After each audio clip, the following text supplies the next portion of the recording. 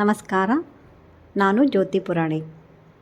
ನಾನು ನಿಮಗೆ ಇವತ್ತು ವೈಶಾಖ ಮಾಸದಲ್ಲಿ ಬರುವ ಹಬ್ಬಗಳ ಬಗ್ಗೆ ಹೇಳುತ್ತೇನೆ. ವೈಶಾಖ ಮಾಸವು ಧಾರ್ಮಿಕವಾಗಿ ಅತ್ಯಂತ ಶ್ರೇಷ್ಠವಾದ ಮಾಸವೆಂದು ಪುರಾಣಗಳಲ್ಲಿ ಹೇಳಲಾಗಿದೆ.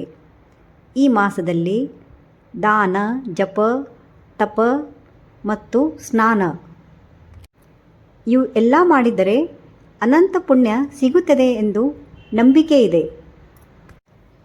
ವೈಶಾಖ ಮಾಸದಲ್ಲಿ ಅತ್ಯಂತ ಪ್ರಮುಖವಾದ ಹಬ್ಬ ಅಕ್ಷಯ ತೃತೀಯ. ಈ ದಿನ ಏನೇ ಶುಭ ಕಾರ್ಯ ಮಾಡಿದರೂ ಅದು ಅಕ್ಷಯ ಅಂದರೆ ಎಂದಿಗೂ ಕಡಿಮೆಯಾಗದ ಪುಣ್ಯ ಕೊಡುತ್ತದೆ ಎಂದು ನಂಬಲಾಗಿದೆ. ಈ ದಿನ ಮನೆ ಕಟ್ಟುವುದು, ಗೃಹ ಪ್ರವೇಶ ಮತ್ತು ಚಿನ್ನ ಖರೀದಿ ಮಾಡುವುದು ಮತ್ತು ದಾನ ಧರ್ಮ ಮಾಡುವುದಕ್ಕೆ ಈ ದಿನ ಅತಿ ಉತ್ತಮ. ಈ ದಿನ ಮಾಡಿದ ಯಾವುದೇ ಕಾರ್ಯವು ಅಕ್ಷಯ ಪುಣ್ಯ ತಂದುಕೊಡುತ್ತದೆ ಎಂದು ಹೇಳಲಾಗಿದೆ. ಎರಡನೆಯದು ಪರಶುರಾಮ ಜಯಂತಿ. ಈ ದಿನ ವಿಷ್ಣುವಿನ 6ನೆಯ ಅವತಾರವಾದ ಪರಶುರಾಮರ ಜನ್ಮದಿನ. ಅವರು ಧರ್ಮವನ್ನು ಸ್ಥಾಪಿಸಲು ಮತ್ತು ಅಧರ್ಮವನ್ನು ನಾಶ ಮಾಡಲು ಈ ಅವತಾರ ಪಡೆದವರು. ನರಸಿಂಹ ಜಯಂತಿ. ವೈಶಾಖ ಶುಕ್ಲ ಚತುರ್ಥಿಯಲ್ಲಿ ನರಸಿಂಹಸ್ವಾಮಿಯ ಅವತಾರ ದಿನ ಆಚರಿಸಲಾಗುತ್ತದೆ. ಹಿರಣ್ಯಕಶಿಪುವನ್ನು ಸಂಹರಿಸಿ ಪ್ರಹ್ಲಾದವನ್ನು ರಕ್ಷಿಸಿದ ಘಟನೆ ಈ ದಿನದ ಮಹತ್ವ ಆಗಿದೆ.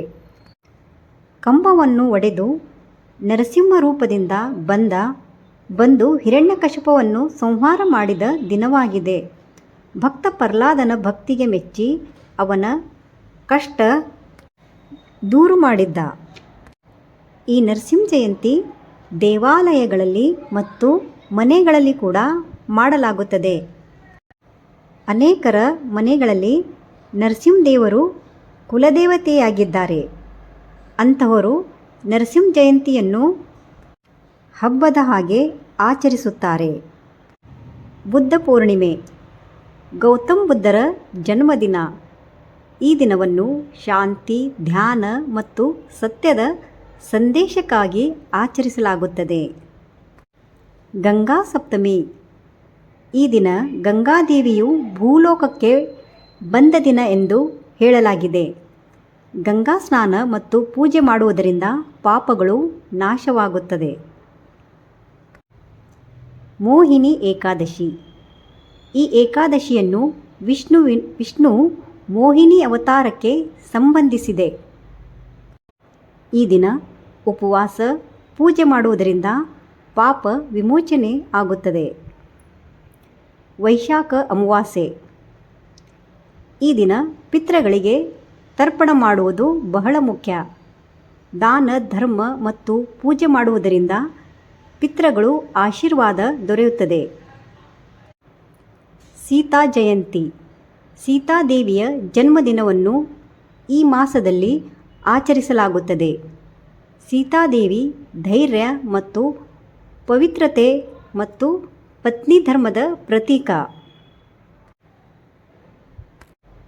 ಈ ತಿಂಗಳಲ್ಲಿ ವಿಶೇಷವಾಗಿ ತೀರ್ಥ ಸ್ನಾನ, ದಾನ, ಧರ್ಮ, ಅನ್ನದಾನ, ವಸ್ತ್ರದಾನ, ಜಲದಾನ ಹಾಗೂ ವಿಷ್ಣು ಪೂಜೆ ಇವುಗಳನ್ನು ಮಾಡಿದರೆ ಅನೇಕ ಪಟ್ಟು ಪುಣ್ಯ ದೊರೆಯುತ್ತದೆ. ವೈಶಾಖ ಮಾಸವು ಧಾರ್ಮಿಕವಾಗಿ ತುಂಬ ಮಹತ್ವವಾದ ಮಾಸವಾಗಿದೆ. ಈ ತಿಂಗಳಲ್ಲಿ ಬರುವ ಹಬ್ಬಗಳು ಮತ್ತು ಜಯಂತಿಗಳು ನಮಗೆ ಧರ್ಮ, ಸತ್ಯ ಮತ್ತು ಭಕ್ತಿಯ ಮಾರ್ಗವನ್ನು ತೋರಿಸುತ್ತವೆ. ಇವು ವೈಶಾಖ ಮಾಸದ ಹಬ್ಬಗಳು. ನಿಮಗೆ ನನ್ನ ಮಾಹಿತಿ ಇಷ್ಟವಾದಲ್ಲಿ ಲೈಕ್, ಶೇರ್, ಸಬ್ಸ್ಕ್ರೈಬ್ ಮಾಡಿ. ಧನ್ಯವಾದ.